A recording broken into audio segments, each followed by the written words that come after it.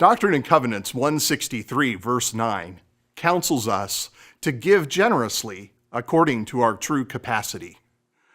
When church members learn I hold the office of bishop in the church, I'm often asked, how do I know when I'm giving to my true capacity?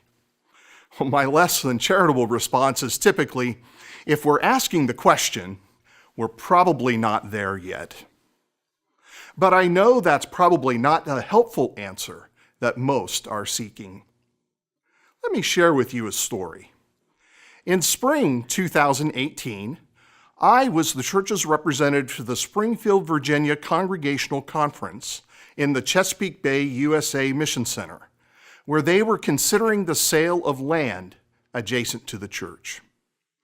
The church members ultimately voted to sell, sharing proceeds with the World Church and Mission Center.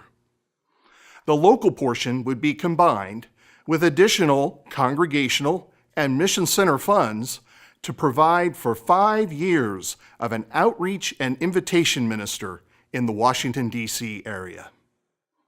The members saying yes to this opportunity were excited to march boldly into the future to positively affect the church in their community. As we entered into worship, you could feel the joy-filled energy that comes when God's Spirit captures faithful disciples. During worship, the disciples' generous response acknowledged the congregation's abundant generosity in sharing so freely from their resources. People were rightly proud and full of joy because of their response that morning.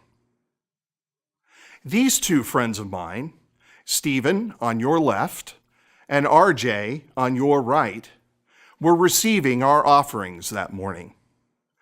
Amidst the acknowledgement of their contribution from the presider and the joyous smiles and admiration of the congregation, something wonderful happened. As Stephen and RJ passed through the crowd, people who had already decided on their gift that morning went back to their purses, their wallets, and their pockets, anywhere they might have additional monies to give. Murmurs of, "Oh, I need to share with both of them, and I need to find more to give," were heard all around us. People were walking to the opposite side of the sanctuary to make sure both boys had something from them in the plate. In the joy of the moment, as they witnessed servant ministry by even the youngest of those around them, the congregation's true capacity to respond joyously grew. So in answer to the question, how do I know when I'm giving to my true capacity? I think my response would be, I'm not quite sure.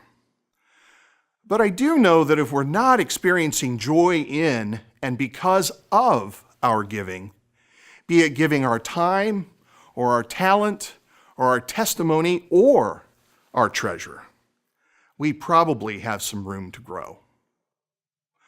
Doctrine and Covenants section 163 verse 9 continues, "Eternal joy and peace await those who grow in the grace and generosity that flows from compassionate hearts without thought of return."